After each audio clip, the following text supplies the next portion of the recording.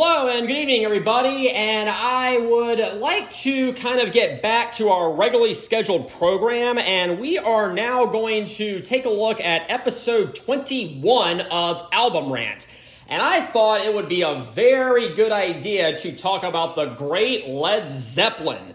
And wow, I cannot believe it took me so long to finally get around to talking about these guys, but well, better late than never. But essentially, as you can see right here, Led Zeppelin was a hard rock group that originated in the late 60s in England. And they were composed of lead singer Robert Plant, lead guitarist formerly of the Yardbirds Jimmy Page, bassist John Paul Jones, and drummer the late and the great John Bonham.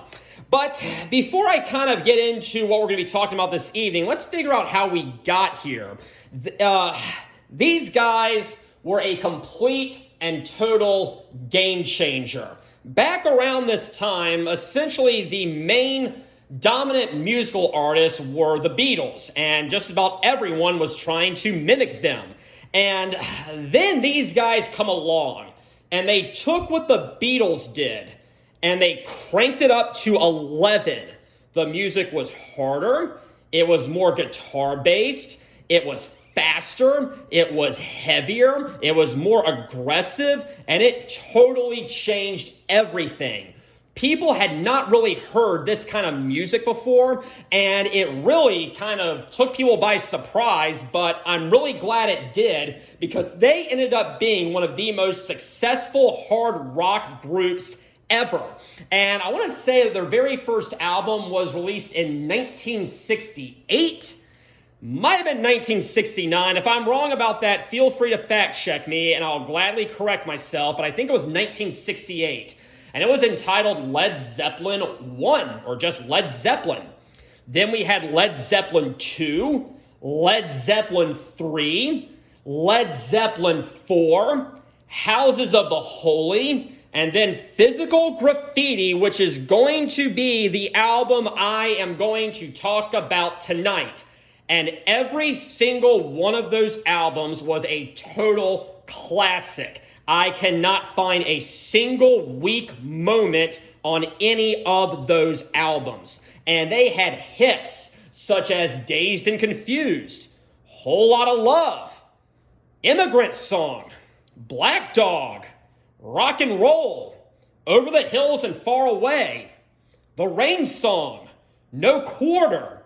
The song remains the same, and it just goes on and on and on. But let's go ahead and talk about what the episode's theme is tonight, and that is Physical Graffiti, which is their 6th album. And I thought it might be a good idea to kind of take a look at one of their more ambitious efforts, and this was certainly more ambitious than what came before it. So the format of this record album is a little bit different. There is no gatefold. It doesn't fold outwards or anything. What you have to do is you have to peel this up right here, and out pops record number 1.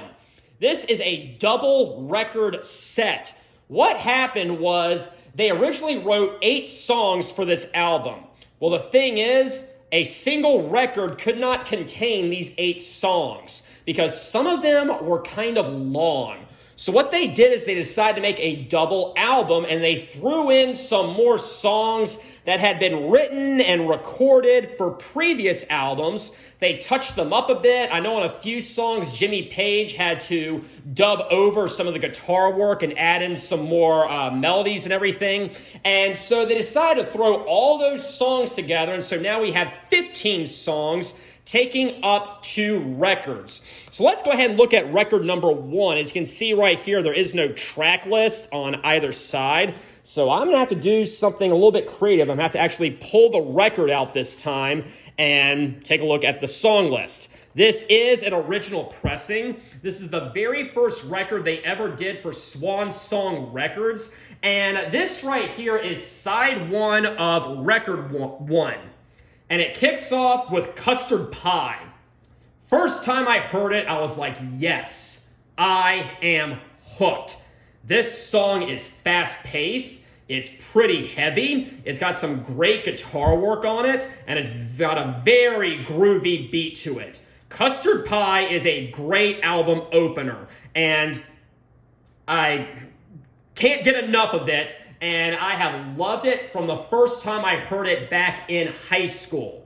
Then it moves into The Rover, which is actually an outtake from the Houses of the Holy album. This one is a little bit slower, but it's just as memorable. And actually, it starts out kind of soft, but then the bass and the drums start kicking in, and it's got a very, very upbeat rhythm to it. It's a little bit bluesier than Custard Pie was, but still all the more memorable.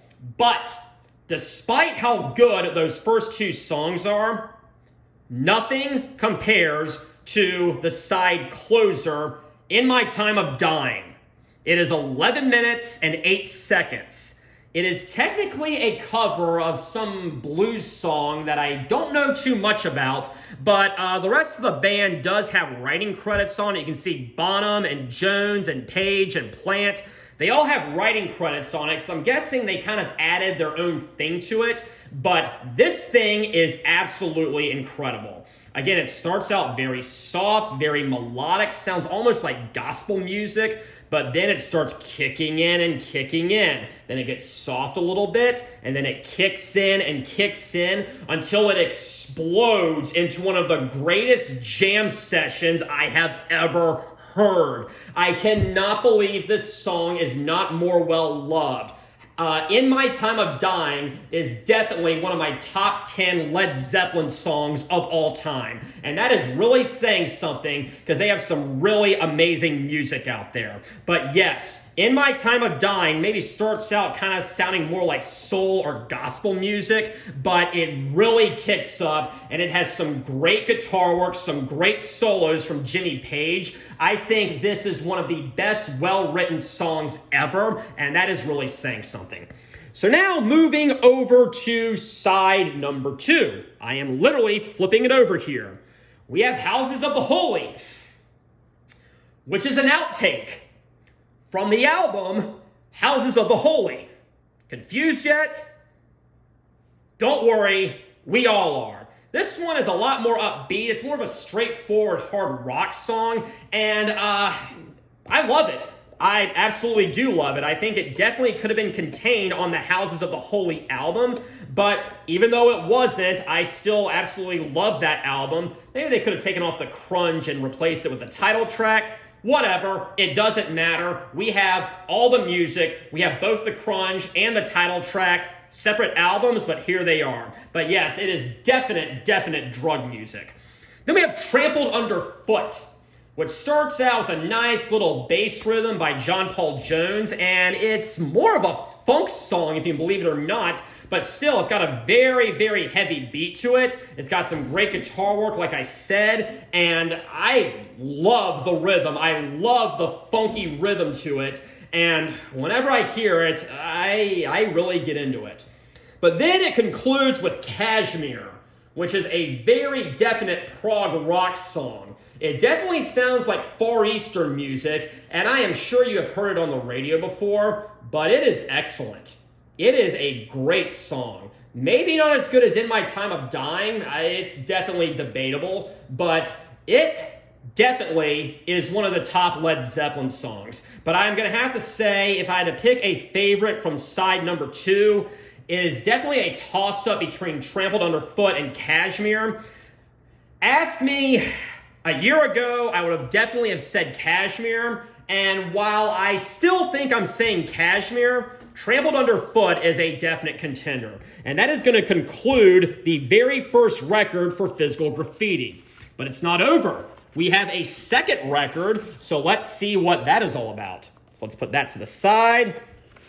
Open this up. Here we have the second record right here. Let's go ahead and pull this out. And here we go. Oh, whoops, that is the wrong side. That was side 4. We want side 3. My apologies.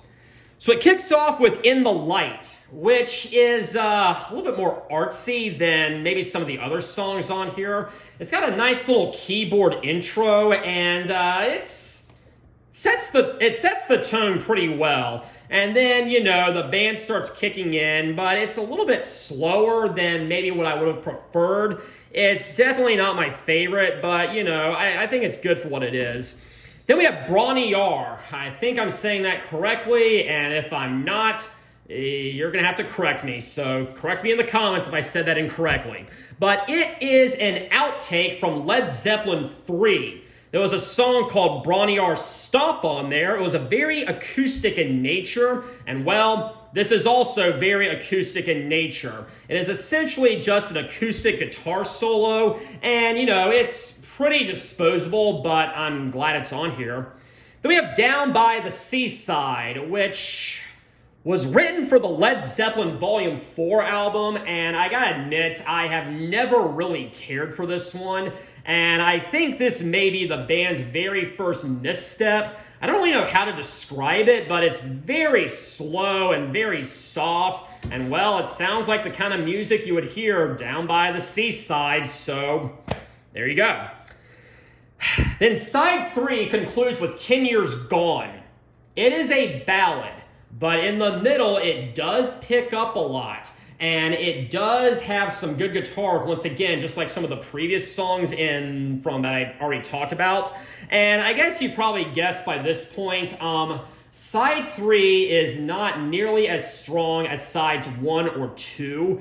I think 10 Years Gone is probably going to be my favorite from this one, but it's not exactly what I would call my favorite Led Zeppelin song anyways, but compared to what it's up against, I'm going to go with 10 Years Gone for my favorite from side 3, but In the Light, maybe my favorite in a year or so. I really couldn't tell you.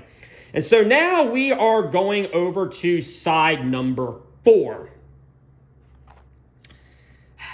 Kicks off with Night Flight, which is another outtake from the Led Zeppelin Volume 4 song. This one's a lot more upbeat, and I think I really do like this one. Again, it could probably be heavier. It is definitely not as good as Kashmir or The Rover or In My Time of Dying, but, it's got a nice little mystical feel to it, if that makes sense. But, yeah, Night Flight, good song.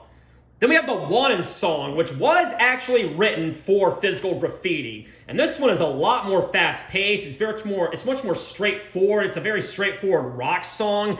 And, again, not the best, but definitely not the worst. But it definitely kicks off in full force. It definitely comes out swinging, and I do really enjoy the Wanted song. Boogie with Stu, well, sounds more like boogie music, if you can believe it or not. I mean, I guess that makes sense.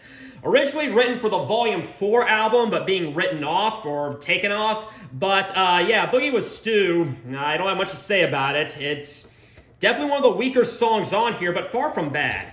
Then we have Black Country Woman, which was written again for the Houses of the Holy album. And it's very acoustic, and I gotta admit, this may be the weakest song on here in my opinion. It's either Black Country Woman or Down by the Seaside, but Black Country Woman, something about it just doesn't sit right with me. I don't really like the acoustics. I don't really like whatever Robert Plant is doing with his vocals. I don't think the sound is that great, and it's definitely the weakest off this side. But then it concludes very nicely with Sick Again. Sick Again was written for this album. It's another very fast-paced rocker, and I really do enjoy that one. And Sick Again is probably my favorite off of side 4. And so that is going to conclude Physical Graffiti. It's definitely a mixed bag. We have some prog rock on here. We have some folk music on here. We have some straight ahead, just pure rock music on here. We also have some funk and gospel music on here, believe it or not. So I think it really covers a wide variety of genres and does it very well. And as you can probably guess, yes, I do absolutely recommend Physical Graffiti. one of the greatest albums ever written, one of the greatest Led Zeppelin albums ever, and while it may not be my favorite, it is definitely up there. Now, when I did my very first episode of Face Off, Physical Graffiti was competing against Black Sabbath's Sabotage. And after I made that episode, I started to think, should I have really given the round to Black Sabbath? Sabotage was the eventual winner of that round. I said that I was really struggling with it, and after the episode concluded, I wasn't quite sure if I made the right call. Now that I'm revisiting, I'm going to stand by my decision. I think Sabotage by Black Sabbath is the more consistent album. I think the songs that are great off of Sabotage are better than the songs that are great off of Physical Graffiti. And I think the weaker songs off Physical Graffiti are weaker than the weaker songs off of Sabotage. So I know I am probably going to get some disagreement on that. I was looking online, and the vast majority of people seem to prefer Physical Graffiti. I'm actually sticking to my guns, and I am going to maintain my position that I prefer Sabotage to Physical Graffiti. But Physical Graffiti is still a classic. Now, even though I am standing by what I said in that episode, I have to backtrack because in the next episode, I have to correct an opinion that I had in another episode. But until then, have a very pleasant evening.